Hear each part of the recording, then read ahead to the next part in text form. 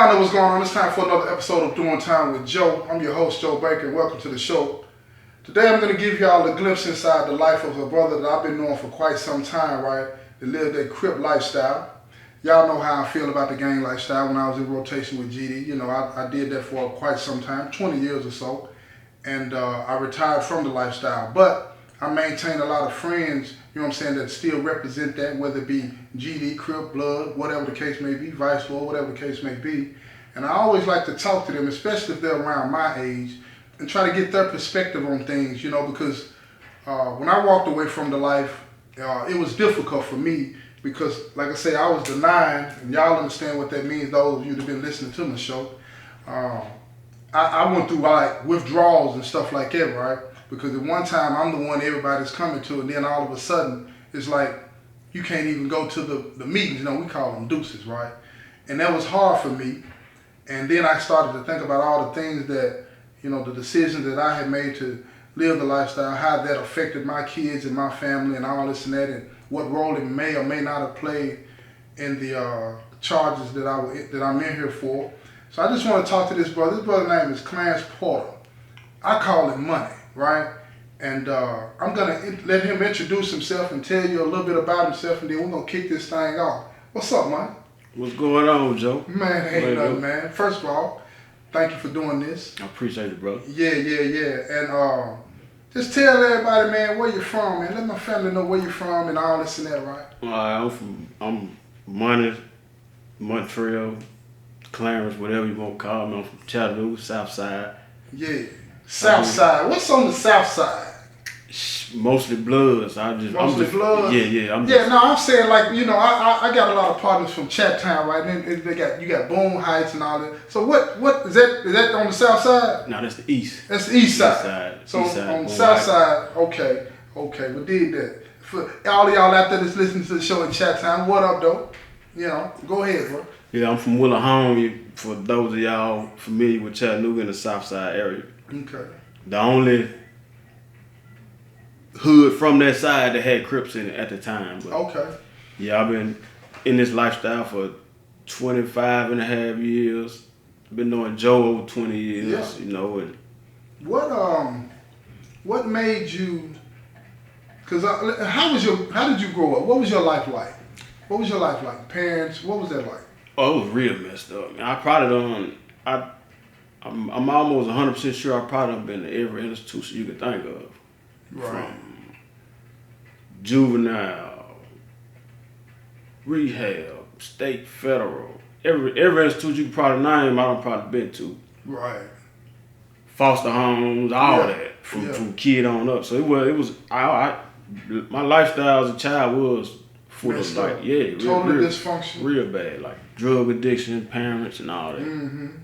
So you got moved around a lot. Yeah, custody to custody. Yeah. Granny, daddy, mama, whoever was sober at the time, you know. Whoever sober. So when you decided to join, you know what I'm saying, the organization that you represent, how old were you? 14. 14. How did you know about that at 14? The older dudes in my hood, like, at first it was a cuz started from this is our neighborhood to this is a gang. Mm-hmm. But being from the South Side where the Bloods at, it was like it's kind of hard to become a Crip out here. But the older dudes that's from my hood, that's what they screaming. So it's like all the younger ones was like, we want to be that, and then it looked better with us because we from this side where the opposition from, and we still able to do this. Mm-hmm. You know, and a lot of people salute us for that, the South Side Crips. Like, damn, how was y'all able to, you know what I'm saying? Yeah. Y'all away from my South, y'all could. But it's, you know, I didn't, the way I got into it wasn't like the California way, like, oh, I'm from this hood, I'm born into it. The way I got into it was following my crowd, like, Yeah. and wanting that family, you know what I'm saying? On that family dynamic. Wanting that family, like, the feel of being A part of something. Not only that, have 20 young dudes looking up to you. That make you feel some type of way. Then they look up to you, and all of that, you got them looking up to you. You got them doing whatever you tell them. You know what's going on, the influence. So it's like, but it's it's. So when you were 14, you said you didn't come into the California way, meaning like born in that neighborhood or whatever. So you got put on the same way, jumped in as they call it, and so on and so forth. 14, what was that like for you? It was really the lifestyle, because all the older dudes was on it, like, cuz, you come around red on, hold up, y'all need to tell little cuz, you can't be coming around with that. Then it started to being like, I'm doing it now. I'm telling the young dudes, don't come around with that on. Right. When you gotta wear the colors that you represent. You tripping on, you can't come around with that on. Yeah. And then I'm from the South, but now I'm hanging with them every day. Now I done adapted cuz, I done adapted the blue bandana. All of that. Adapted everything. The older dudes done adapted. Right. And then mind you, I was with a crowd older than me. And the crowd younger than me, they looked it up to me. I see. So I'm stuck right here with the older dudes, but I'm not their age. And the younger dudes looking at me like I'm their age, but I'm not. Yeah. Yeah. You around that age, but they see you, they see respect me you. With them, they like, oh, he must be. Yeah. So he respected me like I'm them. Yeah. So when, do you think that the way your family life was, do you think that influenced the decision for you? Because like you said, you wanted to be a part of something. Do you think if your family life would have been different? It had something to do with it. It had something to do with it. Yeah. So when you became a Crip, and did anybody in your family know? And did they approve or disapprove? My mama knew, because she buy me all these school clothes, and when she come check my closet, she be like, why your red and your burgundy polo still got tags on? I mean, find out you with that shit. Yeah. And every time, all my red and burgundy clothes, I never wear them, I throw them away or give them away. But she wasn't never on no, nah, don't join the gangs, this and that. She was just like wondering, but she wasn't. So she was never with it. Did you ever tell her? Nah, not until after my first bid and I came home. After being you met and I got out, that's when she found out. She was like, you were grown then? Yeah. Yeah, but she was suspicious. Yeah, she was suspicious down there most of my life. But when I came home, she was like, what brought it up, she was like, I used to be crying thinking about what's happening to you. And then I was like, what? Well, BG so-and-so. Ain't nobody tell it. BG who? What's that? And I explained it to her. She was like, oh. Yeah. And then she was like, all right. Yeah. It's a lot of the negative stuff she don't like, but it's a lot of stuff she accept and respect. Like what? Like the family dynamic of it, the holding each other down through the hard times, just the good parts of it that people don't see, you know what I'm saying? Because, for a long time, I wanted to let people see from the inside instead of the outside. Because when you see from the outside, all you looking at is gang banging. You don't look on the inside to see what it originated from. Yeah. The community, the revolutionary, the independent people, they flipped it to a negative aspect. And what you doing with this is help people see from the inside. So when you say Crip, you don't look at me as something negative. You look at me like, all right. Right.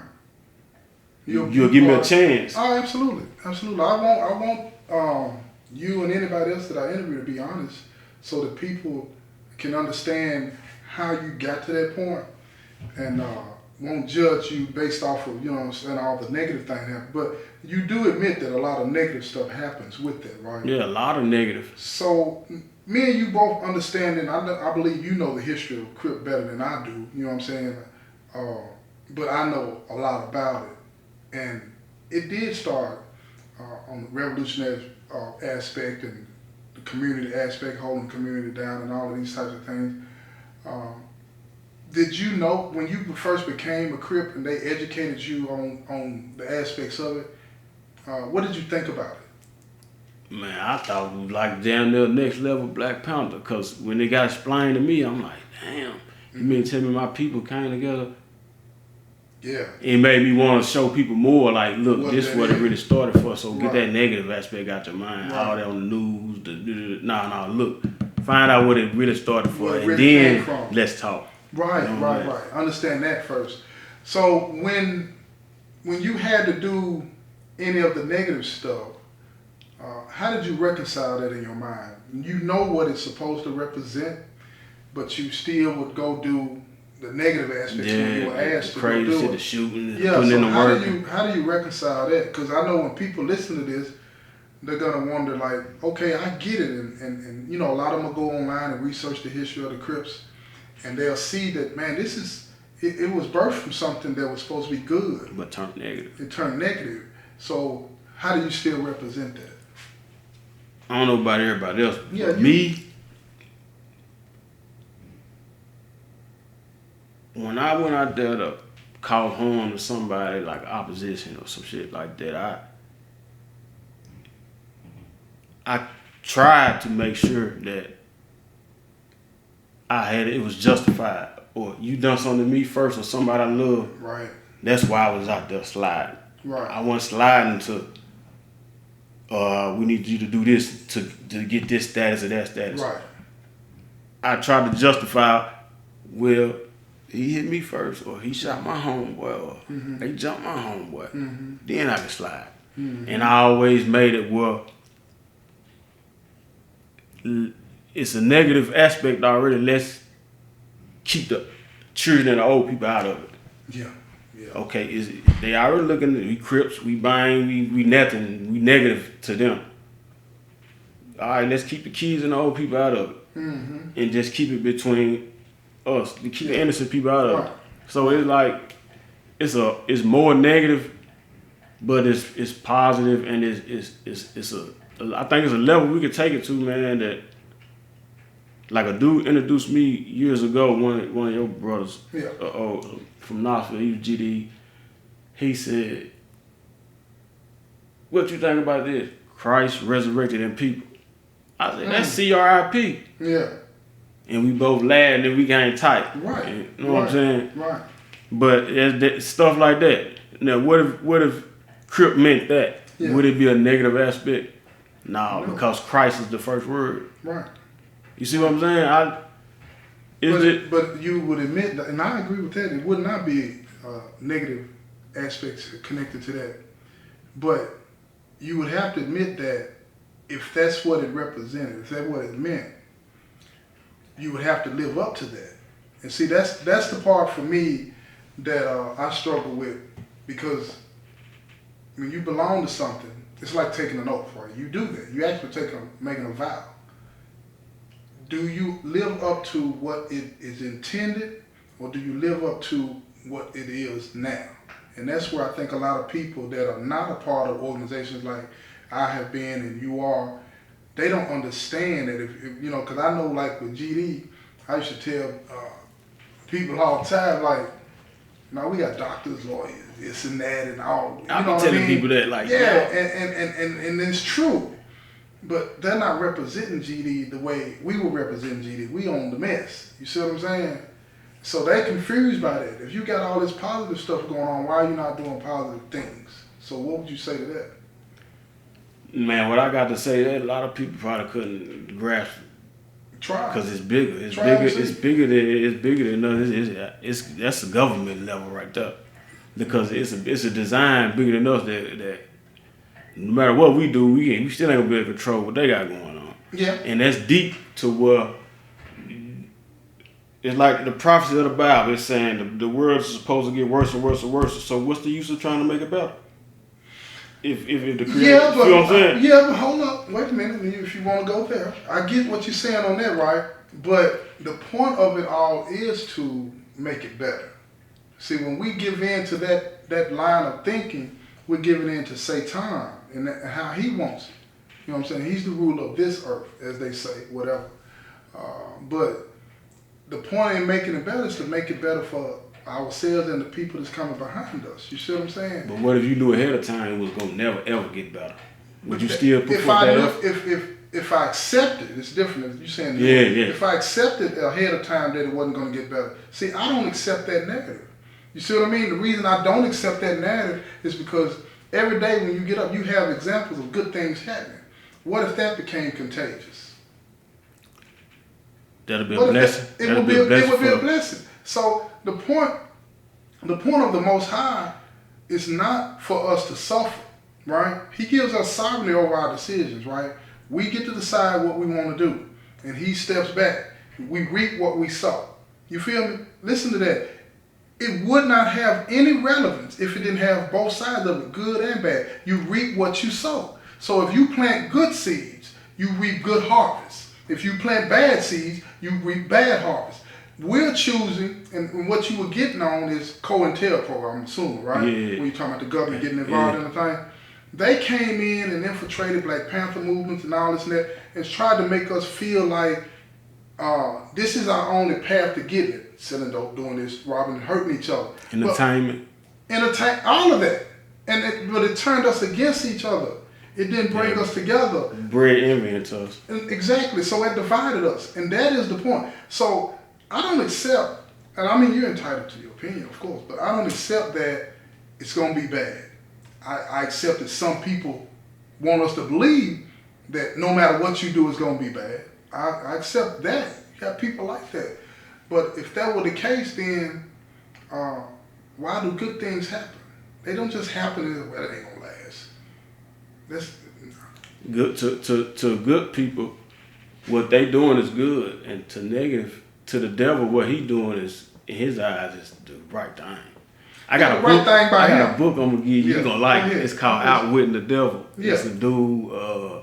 He supposedly interviewed the devil in 1940 something. And the devil gave him all the secrets of how he controlled mankind. Yeah, let me check that out. I'm gonna let you check it out. It's called Outwitting the Devil. And he basically saying like negative and the negative will turn it forward.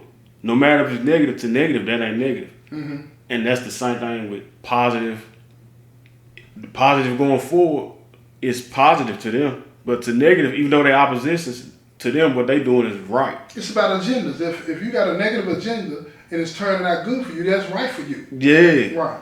But it's basically saying like they trying to say like the devil and God is basically good, continue to do good. It's basically God, and bad continually going bad is basically the devil. Right. Mm-hmm. But it's unique how he doing. He interviewing the devil, and the devil like, my most deadliest weapon is fear. Mm-hmm. And then man, it's deep. I'm gonna let you read it though. Yeah, I'll check that out. But see, I'm gonna say this and then we're gonna get into something else real quick. You know, the Most High, He don't give us a spirit of fear, right? He don't give us a spirit of fear. He gives us a spirit of love, power, and a sound mind. You feel me? And when we exercise it in that way, you rebuke Satan. But again, I don't want to get off into that too deep because a lot of people can't grasp that in their mind. Yeah, and how that would apply to gang life and how we get manipulated into believing that everything is bad about it when the movement started out good.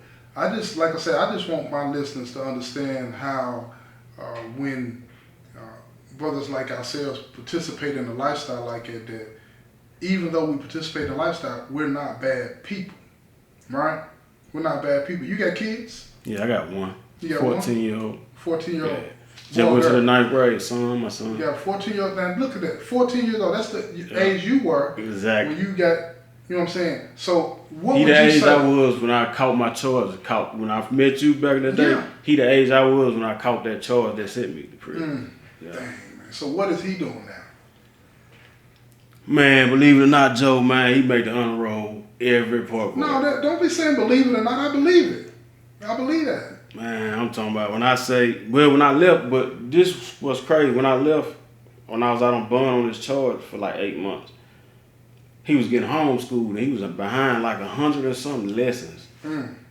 So she be like, you can come get him, but you got to bring him back because he on a vacation when he was you, so I respected it, bring him back. I lose trial. I've been locked up now 2 years since I lost case. I call home, man. They say this dude get an honor roll every report card. Turned it all the way around. Man, threw me all the way for a loop. So I called my homeboy. My homeboy like, bro, your son, so we finna go buy him some shoes. I called everybody like, your son. I'm like, damn, everybody. It made me feel good because it's like the creator telling me like, look, I'm gonna get you home. Yeah. I know your main word is your son, so look. Right. He sent me a message. Look, he making honor roll. He ain't got to worry about it being in the street. I got him. Right. Because that was my main word. My son and my mama help. Yeah. I get that. I got to get out before something get disappeared. Right. And and it's like he showing me signs like, look, your mama help better. Look, your daddy help better. Look at your son making honor roll. Just chill. Let me fulfill my purpose right quick. And then I got you. That's it. But those are examples of good stuff. Going back to what we were talking about a few minutes ago. Those good things. You get glimpses of it, right? But it basically, it's about reaping what you sow. Your son is sowing the seeds, and look at the benefits that's coming from it. You know what I'm saying? And whatnot. So would you say that he gets that from you or his mom? Or both? I'd probably say his mama, because I don't... Well, I was good at school. I disagree with you. I'm going to cut you off. And I know y'all listen. Y'all always say, Joe T, will you shut up and let the guests talk? All right, but I got to cut in on this one, right? I'd say that he gets it from both of y'all. Real talk. The reason being is because he's half you, half her. And a lot of times, a lot of us in here, we dismiss our contribution because, the lifestyle we live, we done messed up and all this and that. But he part of you. He part of you. So some of that he's doing is because of you. Because of you. Now, She holding it down. You got to give her all the props and all that. What's her name? Sheba. Sheba, how you doing? Keep doing what you're doing. But he part of you too. Yeah, you made sense. Because my teachers used to tell my mama, like, man, he's so book smart. He just can't keep his attention on this. Yeah. Okay, let me ask you this real quick. So, when I met you back in the day, you went through and did your time, you got out, right? And you ended up coming back, right? Yeah. Okay, this is what I'm going to do. We're going to get into why bro came back and the circumstances surrounding that, right? And if you want to hear it, y'all know what it is. You're going to have to check out the next episode, right? This has been another episode of Doing Time with Joe. I'm your host, Joe Baker, and I say peace, y'all. I'm getting so tired.